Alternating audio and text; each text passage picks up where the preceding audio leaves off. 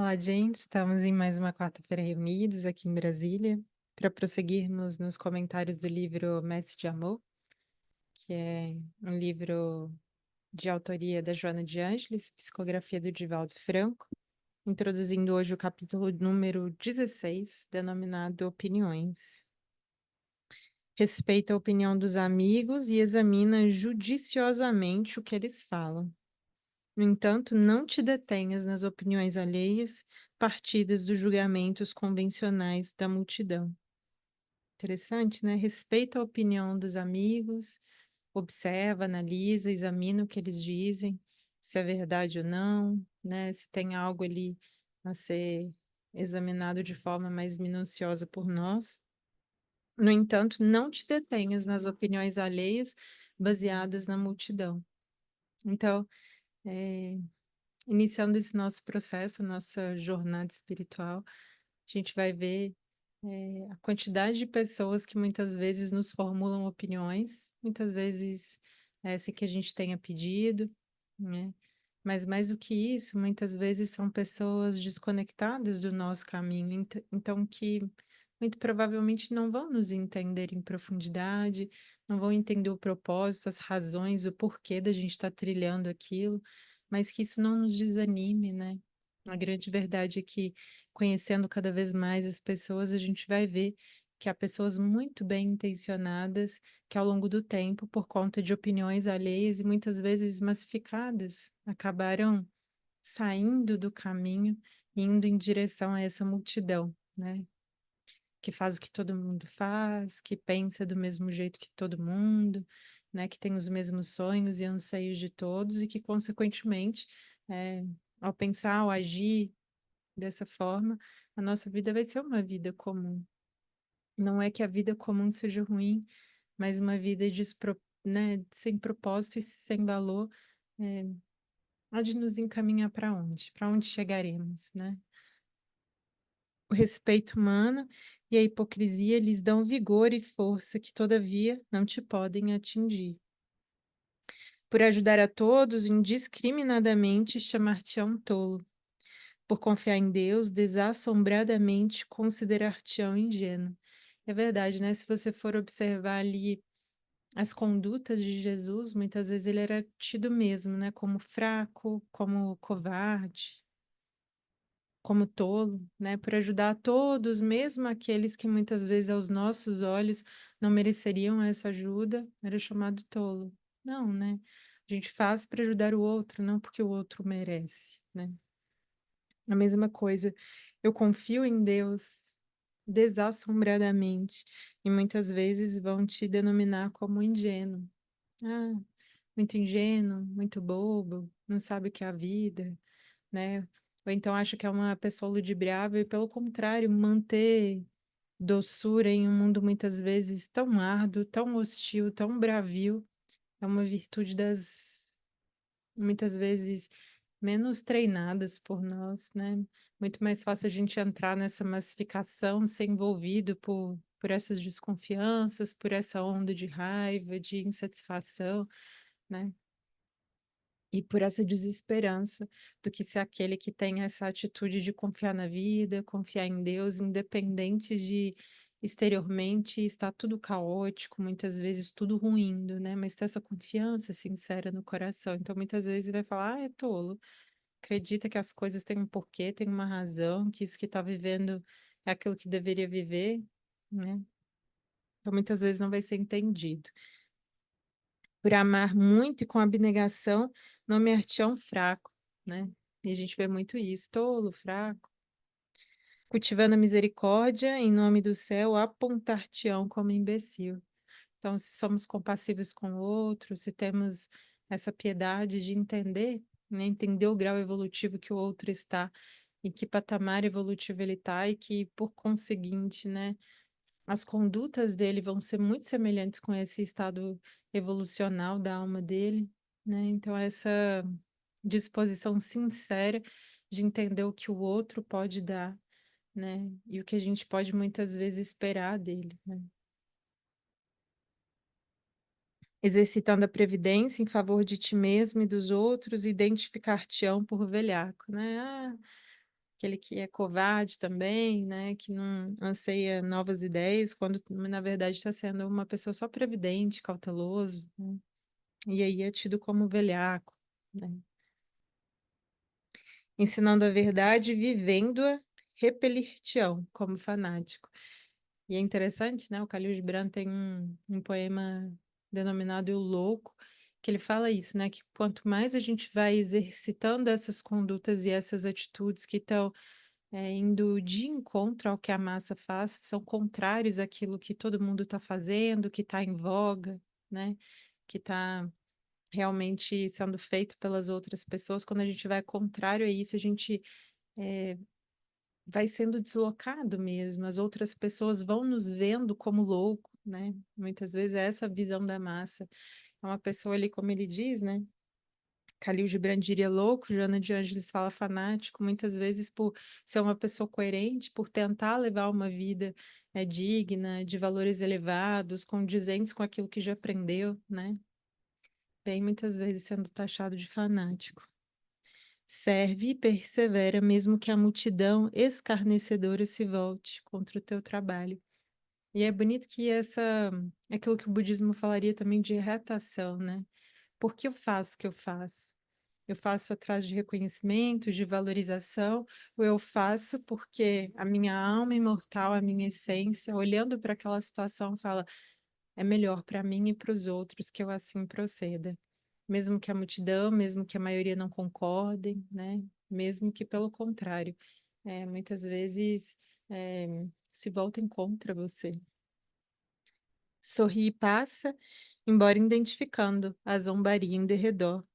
Não deixarás de ser prudente porque te ignorem o equilíbrio.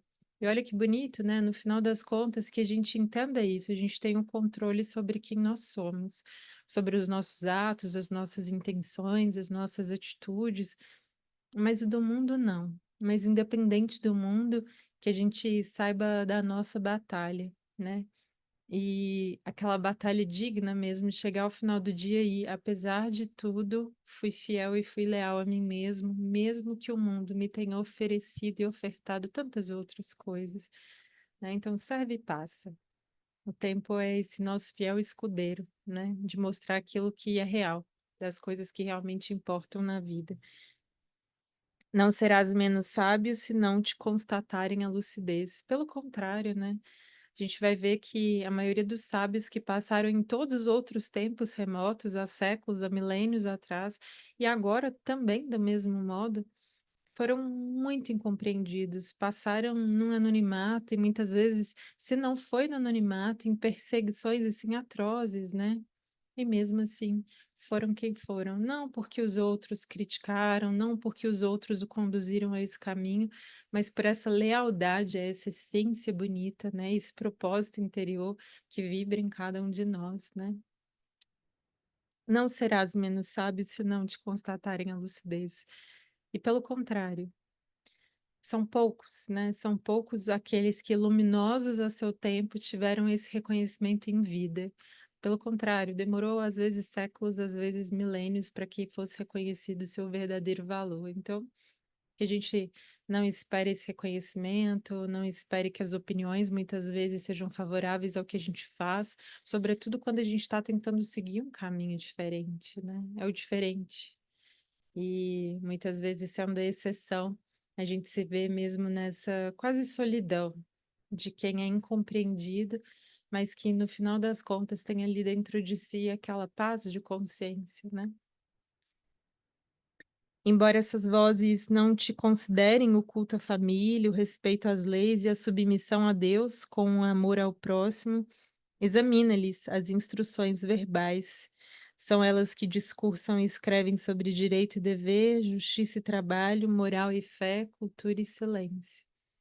E olha que interessante, né? Ele fala que a gente continue nesse nosso caminho, porque muitas dessas pessoas fazem uma coisa, né? E muitas vezes dizem outra. Ele vai falar no próximo parágrafo isso. Os seus líderes envergam fardões reluzentes e traçam normas de condutas para épocas demoradas, imortalizando os nomes em letras de forma. O culto, porém, à vaidade não lhes permite praticar o que ensinam. Então, a gente vê grandes nomes, muitas vezes, deixando escritos fenomenais, né?